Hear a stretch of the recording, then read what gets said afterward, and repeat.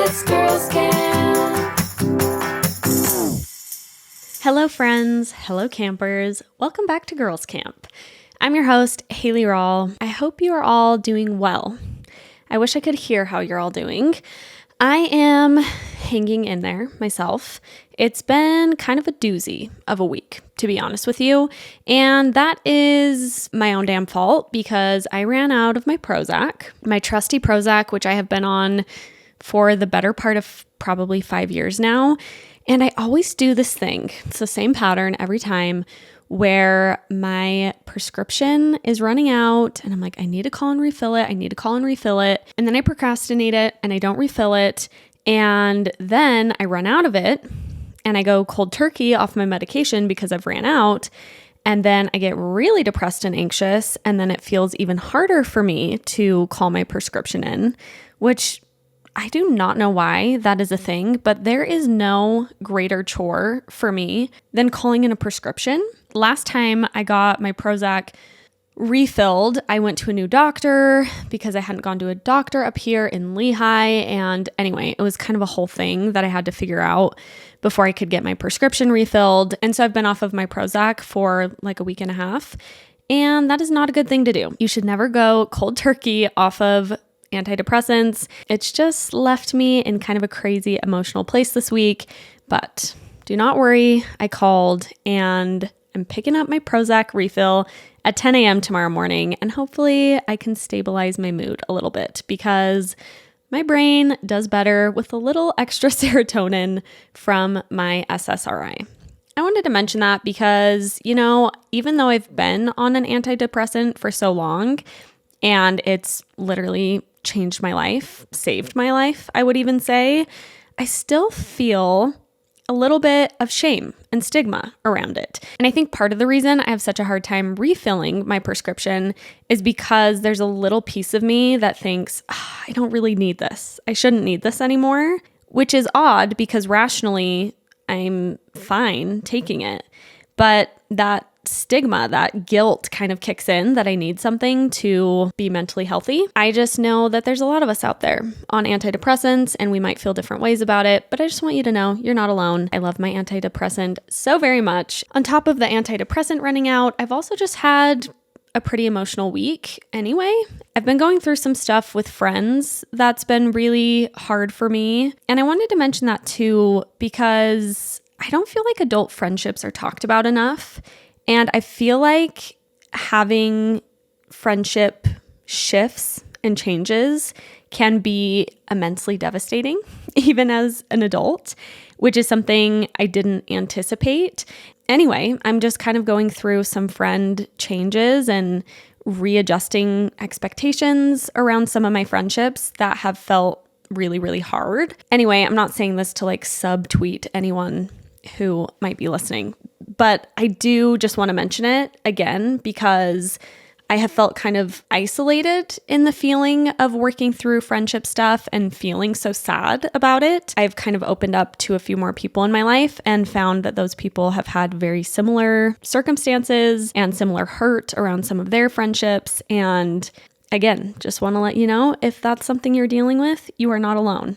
It seems to be one of the universal experiences of being a human. Relationships change, and sometimes they change in ways that feel really hard. It's not easy, but it has helped me to know that I'm not alone in navigating that, and I want you to know you're not alone either. I feel like I go through phases of change and adjustment, and then I usually find myself on the other side being happy that I went through that and realizing that there is good things in store on the other side of it, but I've felt a little bit of growing pains around some of that lately. Thanks for listening to me go on about my mental health, per usual. What else is a campfire chat for? But I haven't even mentioned the topic of today's episode, which is a doozy. It's a big one. It is perhaps the pinnacle of the Mormon experience of Mormon theology. It is Mormon temples, what goes on Why are we not supposed to talk about it? How do we feel about talking about it now? There's a lot to get into around Mormon temples, and I cannot wait to unpack this all together. I've already been having really good DM conversations around sharing temple names and kind of what comes along with that psychologically and emotionally, and there is just plenty to get into. My plan for this episode is I want to do a very, very, very basic Mormon Temple 101, where I just go over kind of the dealio with Mormon temples. And then I'm going to jump right into the write-ins because I got some really, really good is kind of not the right word to use there, but I got a lot of stories that I think will kind of guide us through all the elements and facets of Mormon temple worship and how we felt about it and how we feel about it now, and also just some crazy funny things that happened to some of you in Mormon temple situations too. So that's the plan. Before I give a Mormon Temple Basics 101, I want to make a couple quick disclaimers. Disclaimer number 1, I am not an expert on temple stuff. Temple stuff is very complicated, very ambiguous, very vague, and also very difficult to find a lot of information on. And I know this full well because I have spent a lot of time today on Google and been feeling shocked at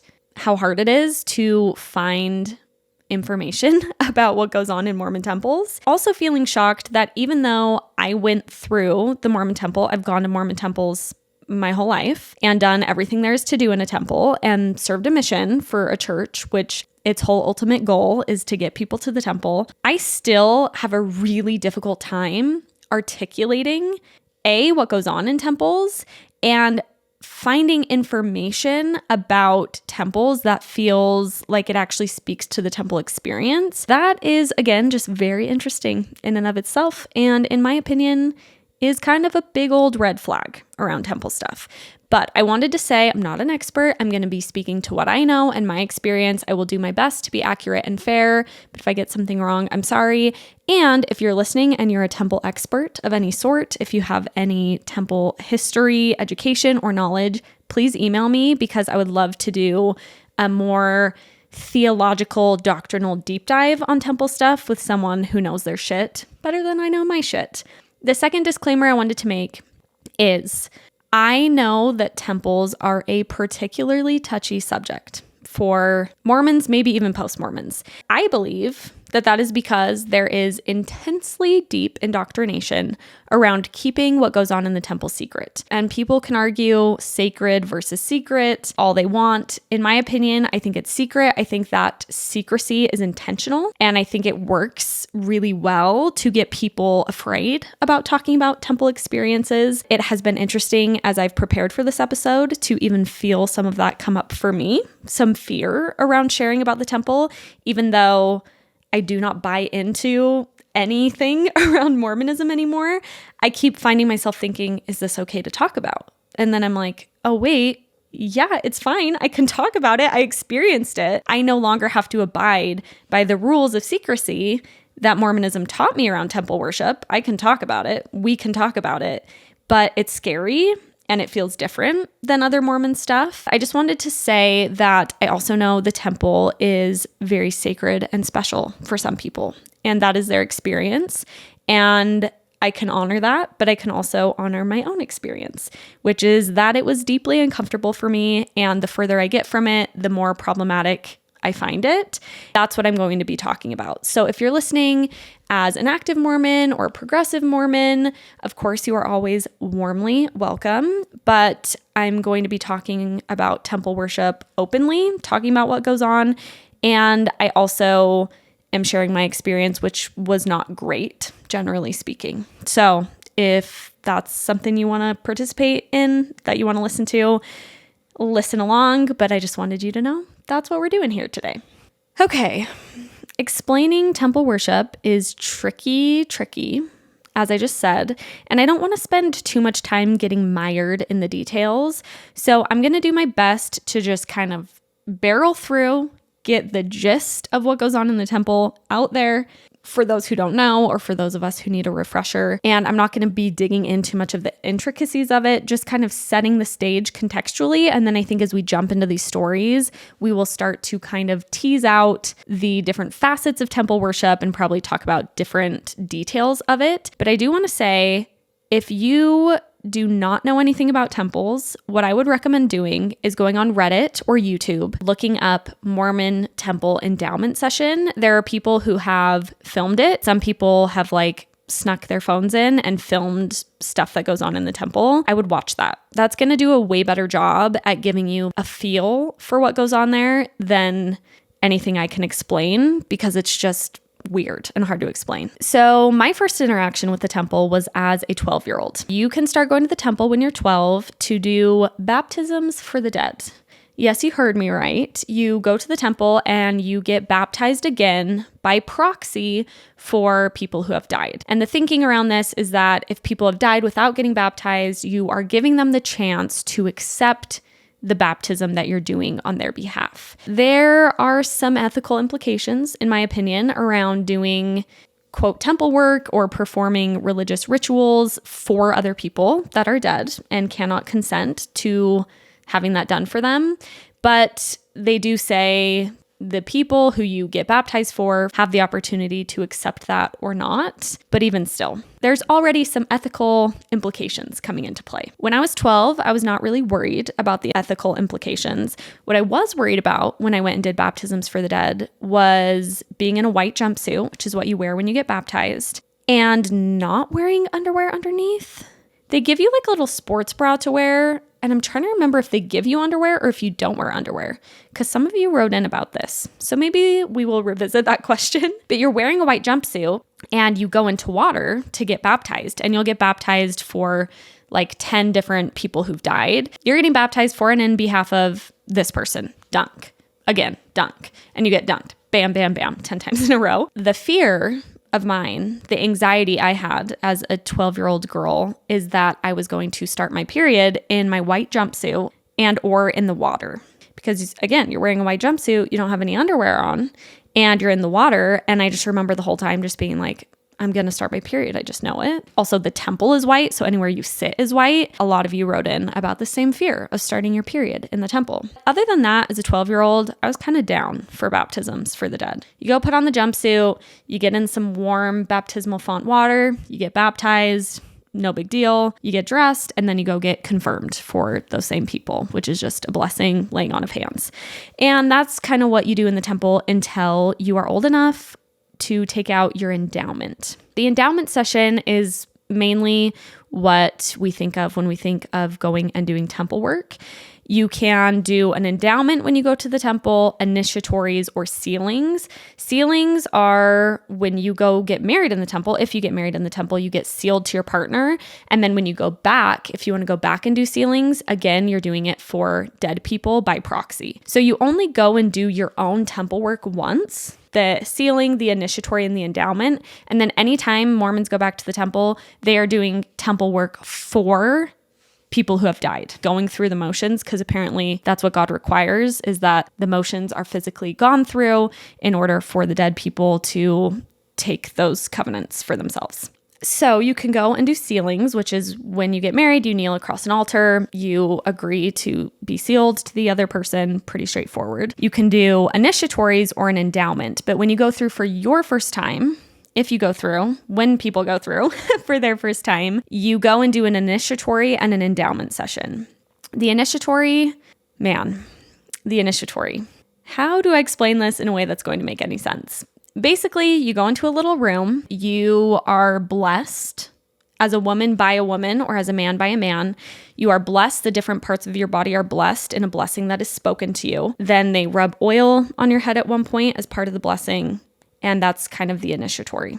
The thing about the initiatory that I do want to mention is that up until 2005, when you did the initiatory, you would be naked underneath like a poncho that had openings on the side. And when they blessed the different parts of your body, they would actually touch your naked body underneath the poncho. as far as I understand. And I was all over Reddit, like trying to triple confirm that this is true. I almost called my mom and asked if this was the case because she would have done this up until 2005. But I'm pretty sure they would touch you underneath your clothes when they were blessing like your shoulder or your leg and like touch your body underneath the poncho. When I went through the temple and did my initiatories, they had changed it and you wore garments underneath this like shield, they call it, which is kind of like a big dress, and you are not touched besides on your forehead. But I didn't know about the touching naked body stuff until after I had left the church. I did not know that that was ever a thing. And I know that understandably so, many people take issue with that because it's just kind of a weird thing. And a hard thing for a lot of people, as you can imagine, again, for many reasons, to be touched on their naked body by strangers, essentially. They do have women do this to other women and men to other men, so there's not that element of it, but it's pretty strange. Also just weird because it's just the church's MO to make significant changes to things like temple worship and then never explain why they made the change or ever say, oh, maybe we shouldn't have had people be mostly naked in the first place. They just like quietly change it and then nobody ever really talks about it again. So that's one of those things. For the endowment session, you put on a temple dress or temple clothes as a man, like a white shirt and pants, stockings, white slippers, you're wearing all white. You go into a theater, a room that's all white, and you watch a movie and are kind of guided and walked through this learning experience, maybe I would say, where you watch a movie that starts with God creating the earth, God and Jesus creating the earth up until the fall of Adam and Eve, when they get kicked out of the Garden of Eden. And then you are being taught how Adam and Eve were taught to return back into God's presence as they were in the Garden of Eden. So you watch a movie, you're in your temple dress, and part of the movie, they will pause the movie and have you stand up at different parts of the movie when they're walking through Adam and Eve's like journey of the fall, and you will put on different parts of this temple outfit. So you have a little packet of temple clothes and you put it on. So there's like an apron of leaves that symbolizes Adam and Eve like covering themselves with leaves. And there's like a sash that you have to put on a specific way and tie at a certain place on your body. And there's a veil for women and a hat for men. And you're slowly putting on these temple clothing items in like a very specific sequence coordinated with this movie. And then the movie ends. Then the temple workers are going off the script as if like a continuation of the movie almost, where they are teaching you signs and tokens and covenants that you are to know in order to make it back to God's presence, to go to heaven. This is so hard to explain, which is why I'm saying just go watch a video of it, because if you don't know, I think it's good to know and interesting to see, but it's, again, just kind of hard to sum up. But for example, one of the signs and tokens is you hold your arm out, left arm, your hand's in a cup, right arm, your palm is down to the ground. And then that thing you do, that gesture, is then connected to a name and like a covenant. And the covenants you are covenanting to, like you're making promises to do stuff, but the covenants themselves are pretty vague. One of the covenants you make is consecration, I think. And it's to consecrate your life to God and the gospel. But it doesn't really necessarily say how you're supposed to do that. It's not very specific, I guess I'm saying. You're learning a lot of things at once. You're making these promises, you're doing these signs and signals that you're supposed to remember. You're kind of walking through this as a group. And if this is sounding really crazy and kind of like science fiction, that's how it felt for me. It felt very science fiction-y. It felt for me, at the first time I went, very culty, because you're wearing these strange outfits that look weird and that you're not used to. And you are learning signs and tokens where you all in the room together are making the same gestures and like repeating words back. Then after you do all that, there's a point in the session where you do what's called a prayer circle, where there's an altar, the temple worker stands at the altar, and then whoever wants to join the prayer circle walks up to the front of the room. They get in a circle, man, woman, like every other. And you have to put your elbow on the shoulder of the person next to you with your hand up, like in a right angle. And you like chant a prayer together. So the temple worker will say something and then you all chant it back. You guys, I'm not kidding. Oh my gosh. It's so many of you have been DMing me the same thing, but it's just a trip. It's a trip to be talking about this where I'm at now and just realize I was just doing that. I just went, joined the prayer circle, put my arm up.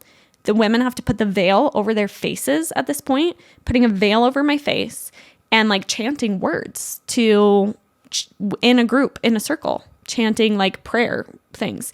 And what you're praying for in the prayer circle, I think is just like, I can't even remember. I think the temple worker just says like kind of a generic prayer, but you're all like praying together. And then there's a point where you chant words together and you all do like similar hand signals also as you're chanting words. Like you put your arms in the air all together and like slowly bring your hands down. And I'm sorry, this is so not sequential and so all over the place because it's too difficult to go like piece by piece. But hopefully you're getting an idea and hopefully you're understanding and hearing in how I'm explaining this that it's a weird thing. It's hard to make sense of. Again, I went to the temple a ton of times. I probably did an endowment at least 30 times, and I never really understood it. After the prayer circle, you are taken to a veil, a simulation veil, which is a large white sheet where you are then to do the signs and tokens you just learned to this person behind the veil who's pretending to be God, and then they bring you through the veil into the celestial room, it's called, which is supposed to be like heaven. It's a big white room where you're done with the endowment session. You sit in there and you reflect on the covenants you just made, or you sit in panic and horror at what you just went through, if you're me. No, I think my first time going through the temple, I think I was a little bit dissociated. I just did it. And I think my brain kind of turned off and I was just like, well, this is what you do. I didn't feel comfortable with it. And I always felt anxious doing it, but I just kind of thought this is what you do. There's a weird rhetoric in Mormonism where a lot of people have a really hard time with the temple because it's so bizarre and different. And I feel like it's this weird manipulation tactic, whether intentional or unintentional, where they tell you it's going to be weird and you're going to think it's really weird. And that's okay that you think it's weird. You'll get used to it. You'll learn more about it.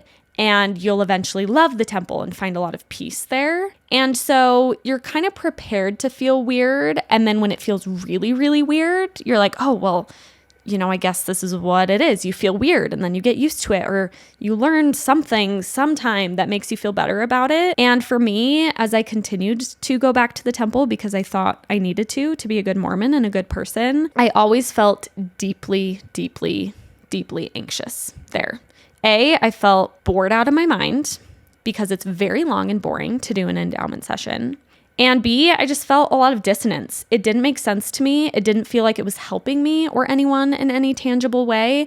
And it felt weird that there was this secretive, ritualistic thing going on. And that was mainly my experience, I would say, with going to the temple. I never really liked it. It always seemed strange. It always felt off. I don't know if I felt any intense betrayal that I wasn't prepared for the temple, but I do think it was a weird thing to go through, feel like it was weird, but look around and have like family members be there and friends be there and be like, oh, I guess this is just what we've agreed to do. I guess we all just do this. I know a lot of us felt that and feel that looking back. That would be my main takeaway from my Mormon temple worship was I just always felt like this is really weird, but it seems like we're all just doing it. So I guess I'm just going to do it too. Couple quick things to mention before we dive into the stories and after my extremely anecdotal and kind of chaotic run through of temple worship. Forgive me. I wanted to mention that a lot of temple worship is connected to Freemason rituals. And I'm not going to get into all the details of that, but I think that's important to note because I didn't know anything about that when I was a Mormon. And then when I left the church, I learned that a lot of the hand signals you do and just like different aspects of the endowment session are really similar to Freemason rituals. And Joseph Smith was known to be a Freemason. So makes sense. I just feel like that's important to mention because I was always sold this idea that temple worship was given to us directly from God, that it was this really kind of special thing Mormons had, the temple thing, but really it was in a lot of ways just inspired by Freemasonry, which challenges that idea, at least in my mind. Speaking of Freemasonry, another relic of Freemasonry that was part of the temple endowment session up until 1990 is something called the blood oath.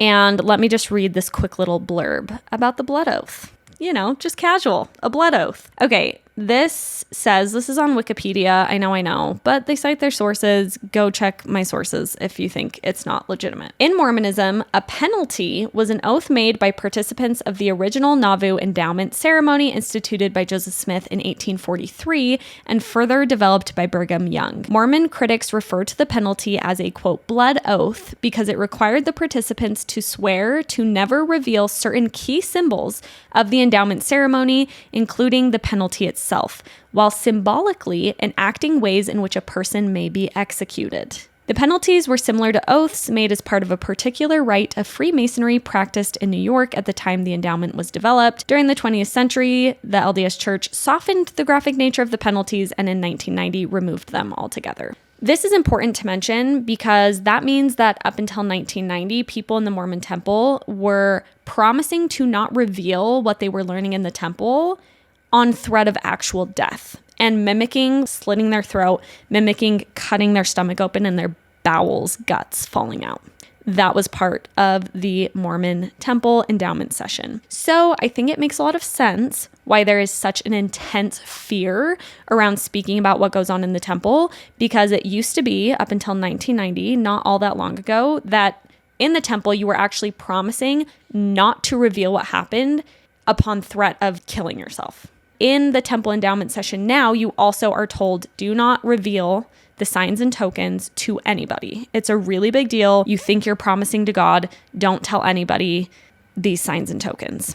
So that just goes to show how intense the secrecy culture is around Mormon temple worship, because in addition to learning these things and doing these things, you are also making promises that you will never tell anyone these things. I also wanted to mention quickly the temple name thing. I talked about my temple name in the episode with Kylie. A temple name is a new name that's given to you when you go through the temple. You are taught to believe, or at least I interpreted it as a very special name that had some importance. It was revealed that this should be your temple name, when really, as I found out later, they just have a list of names that they cycle through based on the day of the year. So anyone who goes through the temple on May 5th, who's a woman, would be given the same name. So mine was Tabitha.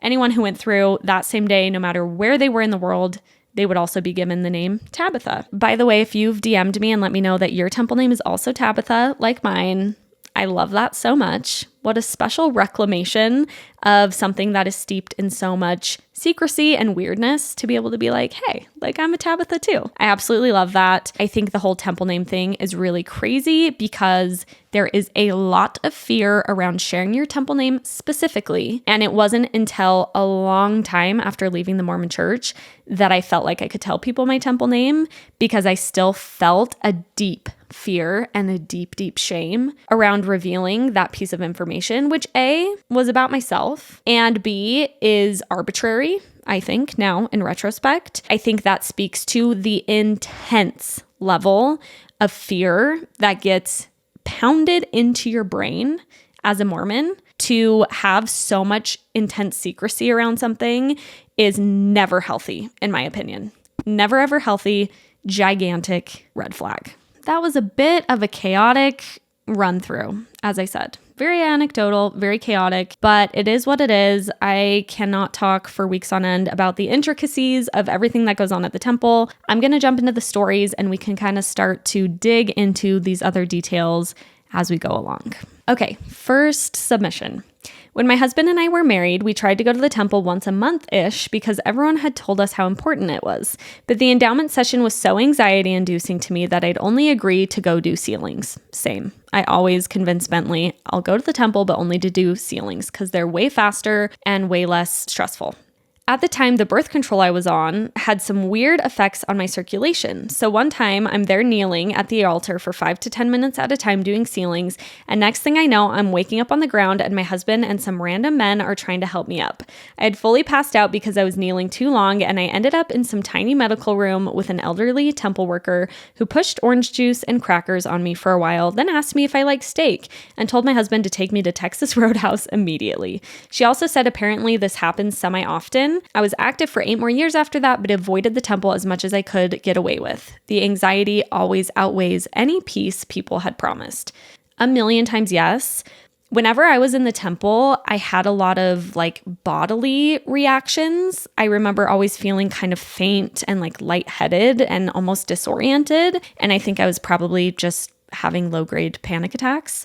But I was also always so scared of passing out because I remember doing sealings, you kneel across an altar and you're kneeling there for a while. And I went in once and the temple worker was like, hey, be careful when you're kneeling across the altar because that blood can start to pool in your knees and you might pass out. So already kind of lightheaded and disoriented, I kneel down at the altar and I'm just like, oh my gosh, now all I can think about is the blood pooling in the back of my knees. And I started to get super dizzy and kind of blacking out. And I had to ask them to go sit back down. So I also almost passed out in the temple. I didn't actually pass out, but I think that is super common. I had many of you write in and say you passed out in the temple, which yes, I think there's something to be said about kneeling or locking your knees if you're standing in the prayer circle or something. But I also think there's something to be said about our bodies being like, this doesn't feel right. Our bodies were trying to tell us something. Okay, next one. My temple name was Donna. When it was told to me the first time, I was convinced that God gave me that name because he knew how much I loved Mama Mia. Wow, the things we would convince ourselves of to make everything seem inspired. I wonder if all of the other 50 plus girls going through the temple for the first time that day loved Mama Mia too. Oh, Donna, what a temple name. I also had someone write in and say their temple name was Donna, I think, but they said they remembered it because Jersey Shore was really popular at the time, and I guess there's a Dina in Jersey Shore, so that's how they remembered their temple name. You also feel a lot of stress at remembering your temple name because they only whisper it to you once, and then you have to remember it, and you're told that's the name you need to get into heaven. The pressure of remembering the name was what I think made me forget my temple name so much, and I talked about this with Kylie, but I convinced myself my temple name was Phoebe, and it was Tabitha. And I don't know where I even got Phoebe from, but I think I was trying so hard to remember my temple name that I kind of freaked my own brain out. Okay, someone says, this is the least important thing, but I could not get over how campy the temple video was. Why does Adam have a comb over? How can they shake hands with disembodied angels? Why is everyone so white except for one random apostle? Satan's like, you can buy anything in this world with money. Bro, there's literally 2 people on earth. Yeah, the temple video, you've got to Google it because it is peak camp. It is peak camp. The fact that it's not self-aware of how campy it is kind of incredible. And the actors who are playing Adam and Eve and God and Jesus and Peter, James, and John are in the movie are just so bad. Bless their hearts. I don't think they're necessarily bad actors, but just the way the whole thing is set up is this weird play where it's no one's really acting. They're kind of just reciting these lines. And then there's a character, a person who plays Satan in this movie of the fall of Adam and Eve. And the Satan was always just trying so hard, overacting his little heart out. There was one specific Satan because you would get a different temple movie. They had multiple different movies. So I would go to the endowment session and be like, oh, is it going to be the movie with this Satan or that Satan? And then the movie would start and I'd be like, oh, I got this other movie. I like this one better. The actors are better in this one. It's more interesting. So the whole temple video thing is wild. You've got to look it up. Next submission. Just the lack of actual consent in the endowment ceremony is astounding to look back on. I went through a couple of weeks before getting married, and most of my family and my now husband's family were there. The second the person or recording said you could leave if you weren't ready to make the eternal covenants, I started crying. Yes, I'd actually rather leave, but the pressure with everyone there, that didn't feel like an option. It wasn't really. I didn't even know what I was covenanting to. I think I cried the whole way through. I'm certain my mom thought it was the spirit, but I felt so scared. scared. I made it through the veil and hugged my husband and just bawled. Not great vibes. Never really felt peace in the temple. Ugh, the consent thing is so annoying and wrong and problematic and unethical because, yeah, they say at the beginning of the endowment session, you can leave if you want to, but you don't even know what you're getting into. So how can you even say yes? And not to mention, as this person said, there's so much pressure. You're not just going to walk out and be like, actually, I don't feel comfortable with this, when so many family members and friends often come to a first endowment session and you just feel like you have to stay. Because again, you don't know what you're staying for, but even if you feel a discomfort around it, I just think there is no real consent when it comes to temple worship, which is why, a big part of why I think it's so important that we break the stigma around talking about it, because we got sworn to secrecy about something that we didn't even know what it was. And we were sworn to secrecy before we even could realize what it was. And that's just completely unfair. And it's unfair to experience something that many of us found traumatic and then be told you actually can't even talk about that thing. And we deserve to be able to talk about and process our feelings and our experiences in the temple. We deserve that, and it's okay. And there will be many a Mormon, believe me, they are all up in my DMs, that will say, that's disrespectful, this is sacred for people, how could you talk about this publicly? No, we get to talk about it publicly, and if it's sacred and special to you and it's not something you want to talk about outside of the temple, that's fine, but I no longer abide by those rules, and I refuse to abide by those rules that got me in a very uncomfortable, non-consensual situation in the first place. Next one. This one's a little more funny. Lighten up the mood a little bit. A friend told me that when you get up for the prayer circle in the endowment ceremony, you sacrifice a chicken. I was terrified my first time around. After realizing the falsehood, but doing the weird raising our arms and chanting in the prayer circle, I almost wished it was a chicken sacrifice. This is so true. Literally, a chicken sacrifice kind of feels more normal than what actually happens. At least more straightforwardly weird. Like you could be like, oh yeah, there's animal sacrifice. That's weird and kind of crazy and we shouldn't be doing that. But it's less subtly bizarre in a way that's more difficult to articulate. So I'm with you. I honestly think that this speaks to how weird it feels when you're like, I think I'd rather they just like sacrificed a chicken in front of me instead of what I did instead. Okay, next submission. After Razband's shutdown talk about Heavenly Mother in the 2022 women's session of General Conference, I was very disappointed and angry. So I went to the temple. Surely, if a Heavenly Mother exists, there will be evidence of her there. I wept through the entire session as my hope was snuffed out by the realization that a female presence was completely absent from the creation of the heavens, the earth, and Adam and Eve. How could she not be involved? Where was she? I believe now there's not a more bullshit, placating piece of doctrine than the promise of a Heavenly Mother. I was also crushed by the simultaneous realization that I was physically and financially taking part in a cis, hetero, exclusive club by just being in the endowment session. I never stepped foot in a temple again. You're a badass for cutting the cord. That's a hard thing to do. And I never stepped foot in a temple again. Makes me want to snap for you. But yes, the Heavenly Mother thing, Mormons started talking about that more. I was still kind of part of the church at that point. And then leadership said, stop talking about Heavenly Mother, essentially. And it's so true that there is no presence of a Heavenly Mother in the endowment session. And I just think it's so important to point out what this person said, which is, okay, if you're Mormon and you think the temple is sacred and special to you, I can respect that in a sense. However, what I cannot respect is that the temple is so exclusive to gay people, to transgender people, to anyone who is not willing to conform in order to get a temple recommend. You're not allowed in. You are not deemed worthy to go in. So there is an exclusivity, a very real exclusivity to who is allowed in the temple. And that's where things get objectively problematic to me is, okay, you can have your experience with the temple, but when you're participating in something that by its very nature excludes people who are gay, for example, that's bad. And I do not think we should be participating in spaces where people are excluded for their gender orientation, for their sexuality. It is wrong. And I think that is objectively problematic. So yes, I can in one sense say, okay, if you enjoy the temple, whatever, that's your thing.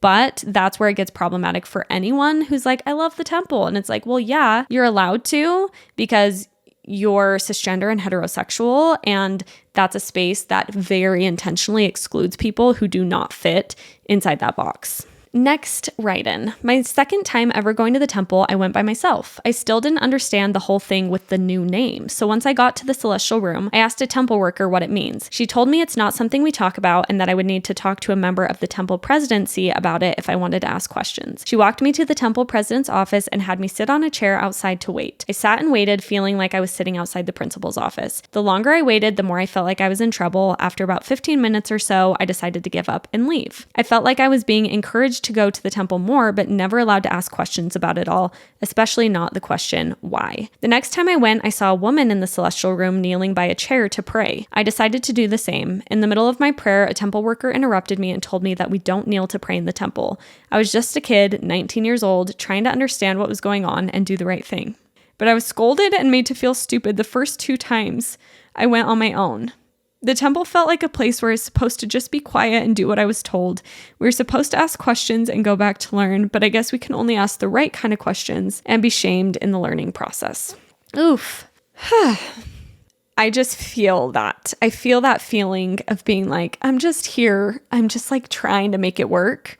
I'm just trying to do the thing and trying to maybe find these little ways to ask questions, to find more peace around my dissonance, or like to kneel and pray if I fucking want to. And then to be made to feel like you're doing something wrong that you weren't even given proper information about in the first place is really shitty. It also just makes me really sad, this story, that there's just a focus on things that just don't matter.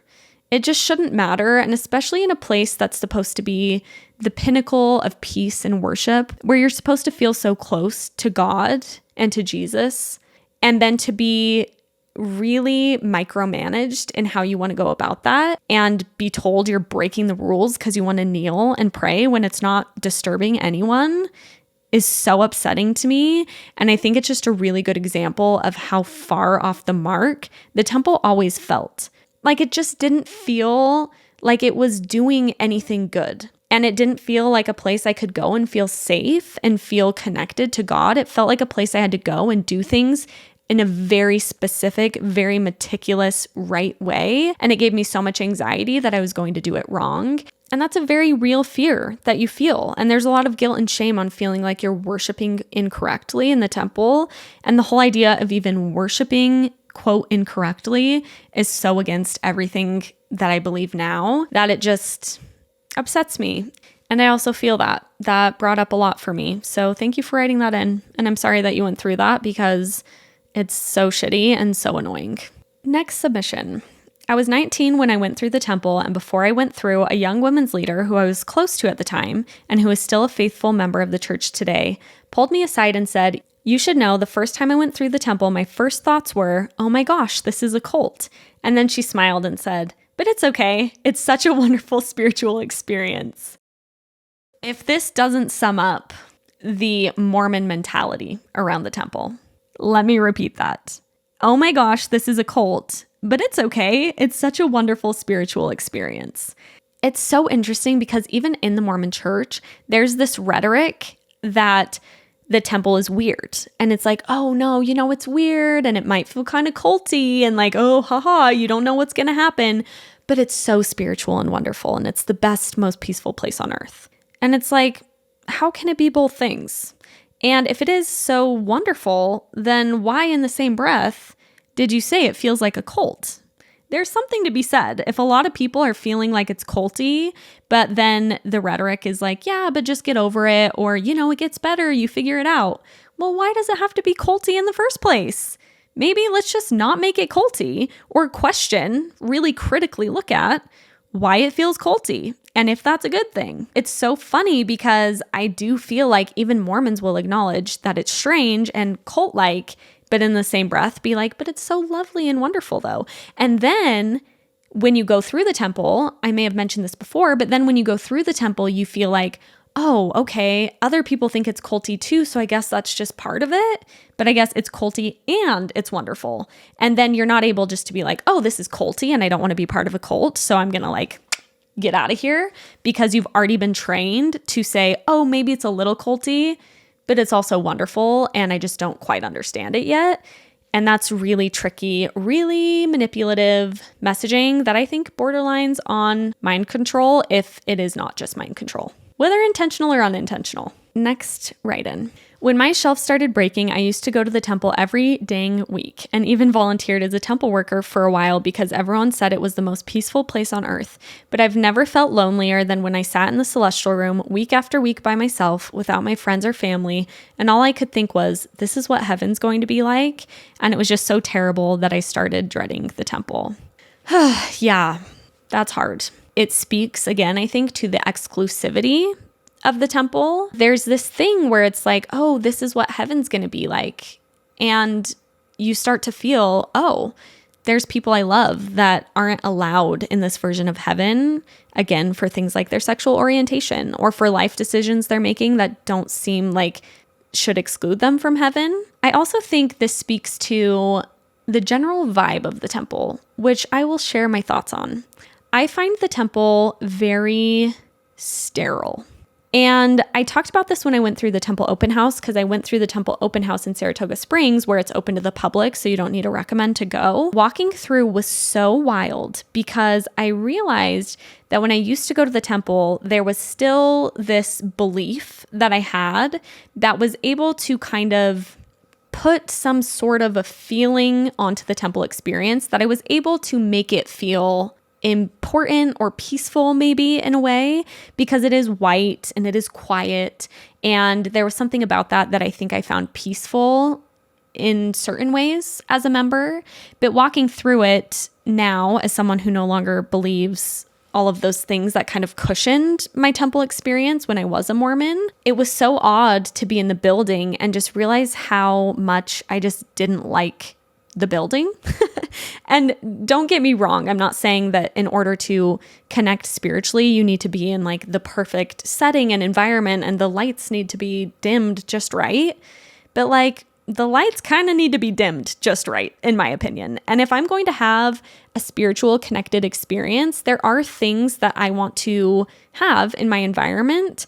I love being in nature. I love being in like a cozier, more comfortable place. And the temple just feels to me, in retrospect and when I just went through, very sterile, almost like empty in a way where it feels, oh, it's hard to explain. And you'll see temples too. They're very decorated, but almost like a 90s hotel lobby is kind of the aesthetic. And it just doesn't feel like the place I want to be to connect spiritually, I guess is what I'm saying.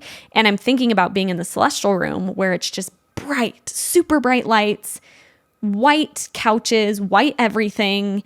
And it just never felt like a place that felt intuitive for me to connect spiritually. I just am sympathizing with this person who was sitting in that room trying to feel something, hoping to feel something, and feeling guilt and shame for not feeling the thing that you were told you should be feeling. It's a hard place to be. And I always found the temple a kind of counterintuitive place to actually connect spiritually. Okay, next submission. My dad passed away last year and it was really hard for my family. My husband and I had already left the church sometime before, but we hadn't told my family with everything else going on. My mom wanted to bury my dad in his temple clothes, but his slippers didn't fit anymore. They were sold out everywhere and she couldn't order any in time for the funeral. My sweet husband walked right into the temple in a t-shirt and jeans with his nearly expired recommend and begged them to give him a pair of slippers or let him buy them. They told him they couldn't give away the temple clothes, so he drove to the next closest temple where they told him no again. He demanded to talk to the temple president and told him, my father-in-law served in the church and paid tithing for 40 years, and you can't give him one pair of slippers to be buried in?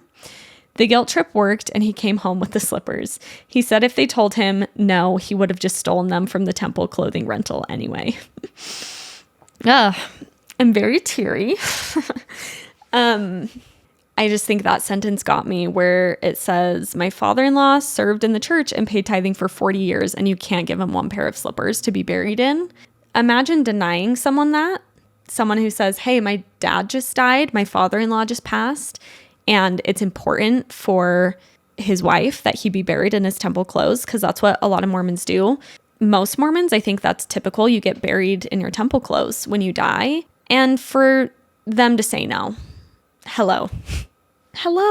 Why would that ever even be a question? And those slippers probably cost $3 maximum, probably less. That to me speaks to the rigidity, again, of the structure of worshiping in the temple and how everything is so structured and rigid. And they don't even have the flexibility to be like, of course, here's a pair of slippers. I'm so sorry your father-in-law passed. Just like have to make a point to not give the slippers. So crazy in so many ways, and quite frankly, really sad and upsetting. I also think what this brings up for me, I'm sorry, I was not expecting this episode to be like this, but what it brings up for me is how little I think the church ever really cared about me, the institution of the church. And I think I felt cared for in a lot of ways by members of the church. And I'm not saying that, but I'm saying like the actual institution of the church, I just don't ever feel like really gave a shit about me as a human being. And just how shitty that is to dedicate so much to something and to do as you're told and try and be a good member of this institution and organization. And really coming to terms with the fact that for me, at least, I don't think I ever felt like they cared. They wanted me to stay. They were trying to keep me. They were trying to manipulate me, but they never really cared if I was good. I know it's difficult for systems or institutions to care about individuals, which is why I think organized religion is really complicated and hard, because spirituality is so individual, in my opinion, that once you put religious frameworks around it, it tends to be this way. But yeah, I guess there's a lot of hurt there that I hadn't fully acknowledged around just feeling like not cared for in a very real way by a church that I and so many of us gave so much of ourselves to. Woof, you guys, I'm telling you, that Prozac. And I don't mean to diminish my emotions, because I think being emotional about this stuff is perfectly valid and perfectly healthy, but I get very tearful when I'm coming off my medication. And yeah, some of this is just hitting me in a more emotional way than I was expecting. So there's that. Okay, here's another one. Stories from a temple janitor. So obviously the temples need to be kept clean, and the temple janitor got kind of a behind the scenes view on some of this. I'm not sure if you're looking for stories solely about temple work, but I have so many wild stories from being a temple janitor and seeing behind the scenes while cleaning at night. My first day, I was told I would regularly see spirits who have passed on as they frequent the temple after hours. That freaked me out so bad, so anytime someone would pop their head in to tell me something, I'd jump out of my skin. One time someone commented, "Wow, you're always so jumpy." Bitch, what? You told me I would frequently be seeing ghosts around here. What do you expect? Also, I never once saw a spirit, not sure if I wasn't worthy enough, or maybe it's all made up. I won't go into detail of how many garments were flushed down the toilet from people, shitting themselves, but I'm forever scarred. Why are people shitting themselves in the temple? I'm sorry to this temple janitor, that sounds not fun. I think this whole spirits thing is really interesting. We were talking about this last week. I'm getting really intrigued and really thoughtful about ghosts and spirits. And I think this is really interesting that they're talking about spirits, essentially ghosts, in connection with the Mormon temple. So I want to hear if anyone has more lore around ghosts that go to the Mormon temple for whatever reason. Okay, this is about baptisms for the dead. I was doing baptisms for the dead for the first time as a 12-year-old. I went with my ward where there were cute boys and girls that I looked up to. I was very confused on the whole underwear situation. This was such a long time ago, and if I remember correctly, they gave you underwear to wear under your jumpsuit, but I didn't understand if I was supposed to wear my underwear under those, or if I wasn't. So I wore my own underwear when I did baptisms, and obviously they got soaked. I didn't bring any backup underwear, and I didn't have a purse, so my little 12-year-old self thought it would be a good idea to put on my underwear on one leg and hold the underwear up with my hand through my skirt. Reminder, my underwear is soaking. When we are leaving the temple, I'm walking up the stairs when my underwear falls down and does a big fat plop on the stairs. My 12-year-old flower hangs on the stairs around my ankle, soaking wet. I have never been more traumatized in my entire life. Oh, I feel this so bad. I feel so many parts of this. You know, when you go somewhere, like I think about this all the time when I get a massage, because I remember the first time I got a massage, they like bring you in the room and they're like, okay, like undress and get under this blanket and I'll be back in 10 minutes. And then they walk out the door and I was like, undress? That can mean a lot of different things. Undress, completely naked, bra and underwear, just underwear, and you're just guessing what they want from you. And they're not specific enough that it just stresses you out. And I feel like the temple was this way too, where there's an assumption that you know things and that you've been there a bunch of times. But there's a lot of these little intricacies where it's like, wait, do I wear my underwear or do I not wear my underwear? And you're 12, you don't want to ask anyone. Oh, poor sweet girl. Bless you for getting through that. That is so embarrassing, but so valid because they should have said, hey, here's this. This is what you should wear. Don't wear your underwear. Like they should have told you that because how are you supposed to know as a little 12-year-old? I feel for you with that big fat plop of the white Hanes on the stair. Oh, I'm going to read one more story. I started my period in the endowment session right before I went into the celestial room on my mission in front of 30 elders. I was not tracking my period because it was definitely not regular while on my mission, so there was no way of predicting when it would appear. On our once a transfer temple trip, we made it to every room perfectly fine, no worries or cramping. As I stood up and finished giving the special handshakes, the temple worker who was there to help me with answering the ordinances told me I had a big red spot on my temple dress after I had been standing for 3 minutes. So embarrassing. I then, of course, sent the experience in my weekly email to my family with the premise of making our red crimson sins as white as snow. You know, if a missionary can do one thing, it is make a gospel analogy out of just about anything. And this is an incredible example of that. This was always my worst fear every time I went to the temple. When you are wearing all white, when you are sitting on everything that's all white, all you can think about is, am I going to start my period? This would be the worst place to do so. I still stand by of any place on God's green earth, the worst place to start your period unexpectedly would be the Mormon temple. I do believe that with all my heart.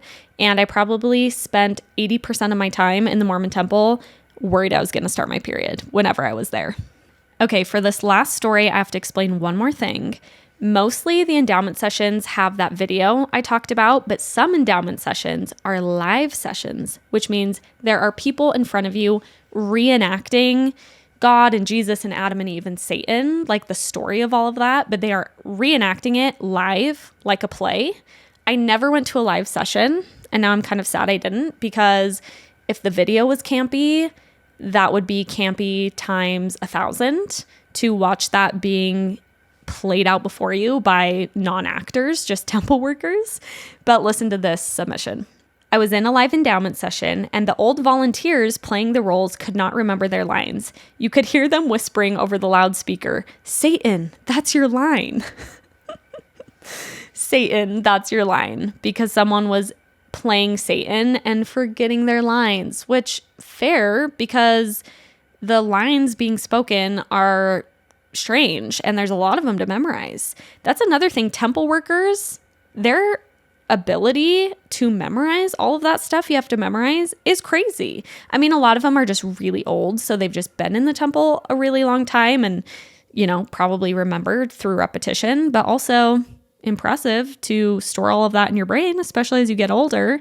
But seems like Satan couldn't remember his lines. All right. Thank you all for joining for this temple deep dive. Like I said, we will dig into all the doctrinal aspects of the temple in due time. And thanks for letting me get emotional with you today. Before I let you go, I do want to say thank you so much for the response on the Girls Camp tote launch. The totes are live. Go grab one while you can. So special to see orders come rolling in and know that we're all going to be matching in our Girls Camp totes. It makes me so happy and feel so supported that people want to rep Girls Camp. So thanks for the orders. And if you want one, go to girlscamppod.com. There's a highlight on Instagram where you can find the link and grab yourself a tote. Thanks again for listening. Talk soon. Mwah.